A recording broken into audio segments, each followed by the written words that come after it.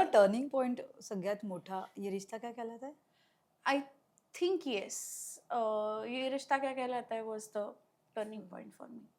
कारण तिथून नंतर एकात एक कामं मिळत गेली. मुळात तो प्लॅन सुद्धा नव्हता माझा त्यावेळेला, की मला टेलिव्हिजन करायचंय. हे कधीच माझ्या माझ्या लिस्टवरच नव्हतं. माझं नेहमी असं होतं, की मी ग्रॅज्युएशन कंप्लीट करणार आणि मग मी 1 वर्ष एंट्रन्सची तयारी करणार. माझं असं होतं, की ललित झालं, एफ-टी-आय झालं, एन-एस-डी झालं. ग्रॅज्युएशन नंतर हे सगळं करायचं आणि मग त्या वेळात मग मी बारीक होणार आणि मग मी हिरोईन बनणार. ही माझी टाईमलाईन होती. सो त्यामुळे मला तेव्हा असं होतं, की 1 मिनिट मला स्टिरियोटिपिकल काहीच करायचं नाहीये, म्हणून मला बारीक व्हायचंय. माझं म्हणणं आहे मी जर राइट. बारीक झाले तर आणि इट केम फ्रॉम दॅट. त्यावेळेला of course there was a lot of insecurity also, की माझ्या शाळेतल्या मित्र-मैत्रिणींना माहिती होतं किंवा माझ्या घरी सगळ्यांना माहिती होतं. कॉलेजमध्ये मी कितीतरी वर्ष लोकांना हे सांगायचे, की मी डिरेक्टर होणार आहे. माझ्यात तेवढे गट्स नव्हते, की मी छाती ठोकपणे कोणाला सांगेन, की मला हिरोईन व्हायचंय किंवा मला ॲक्ट्रेस व्हायचंय. कारण वाटायचं, की लोकं हसतील माझ्यावर. But in the process me first इयरला असताना एका कास्टिंग डायरेक्टरने माझे तेव्हा फोटोज पाहिले आणि मी ऑडिशन सिलेक्ट दिलं झालं आणि आणि सगळ्या काम गोष्टी. मिळालं. तू जे म्हणते ना, मला खूप आय वॉज व्हेरी लकी, की मी ये रिश्ता करताना माझ्या सीरियलमध्ये खूप चांगले ॲक्टर्स म्हणण्यापेक्षा डेफिनेटली. खूप चांगले ह्युमन बीइंग्स होते. क्षिती जोग, शिरीन सेवानी, लता सगळे सुंदर सेठ, होते.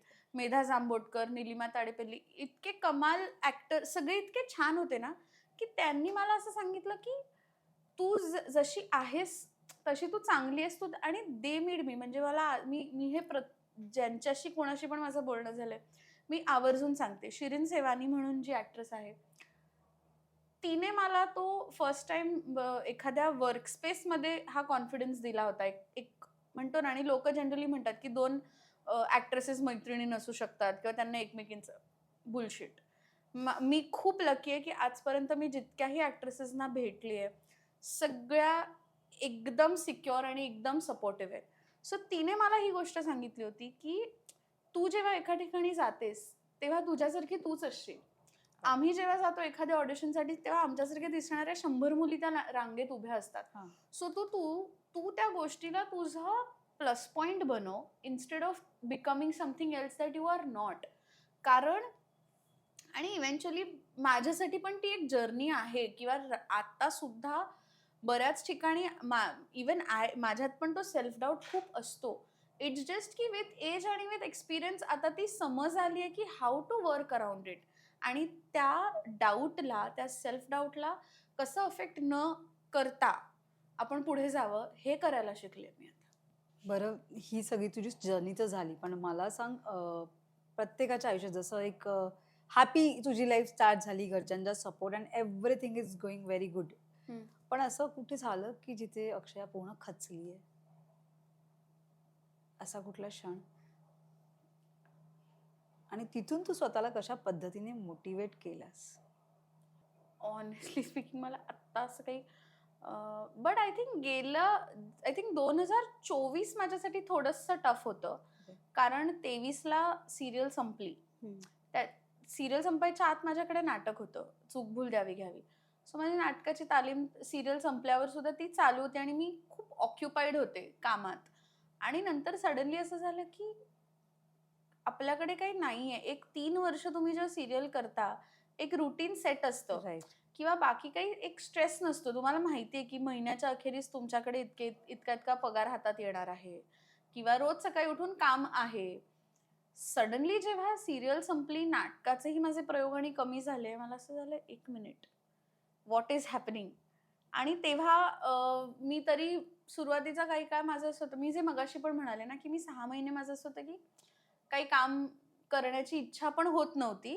कारण तेव्हा असं होतं, की अरे नाटक एक चालू आहे ना, मग कशाला उगाच 10 ठिकाणी आपण बघूया. ठीक आहे, मग सॅटर्डे, संडे नाटकाचा प्रयोग होईल. मंडे टू फ्रायडे चिल करू, फ्रेंड्सना भेटू, आराम करू, असं सगळं एक सुरू होतं माझं. पण नंतर एकदा असं झालं, मला आजही आठवतंय, एका आठवड्यात मी 16 ऑडिशन्स दिले. एका आठवड्यात 16 ऑडिशन्स आणि माझं एकाही प्रोजेक्टमध्ये झालं नाही. हो. एकाही नाही आणि त्या एकाच आठवड्यात मला 16 रिजेक्शन्स एका आठवड्यात आले आणि मी अशी जरा क्वेश्चन करायला लागले स्वतःला, की आपण नक्की काय करतोय? आणि आय थिंक तेव्हा थोडंसं असं झालं होतं की what to do what not to do वाला एक एक झोन आला होता. आणि आय थिंक त्यावेळेला कुठेतरी मग मी, आपण म्हणतो ना, जेव्हा काहीच वर्कआउट होत नाही आणि there were other multiple things, घरी पण बऱ्याच गोष्टी सुरू होत्या रिलेटेड टू हेल्थ इश्यूज होते, काही फायनान्शियल इश्यूज होते. सडनली असं होतं ना कधी कधी की एकाच वेळी सगळे प्रॉब्लेम्स problems एकत्र एकत्र येतात. येतात. तसा एक sort of I think zone आला होता. आणि तेव्हा मी कुठेतरी त्या दरम्यान मी स्पिरिच्युअलिटीकडे वळले. वळलीस. आणि मला खूप छान कोणीतरी तेव्हा गाईड केलं होतं. आणि आय थिंक आफ्टर दॅट बऱ्याच गोष्टी चेंज झाल्या.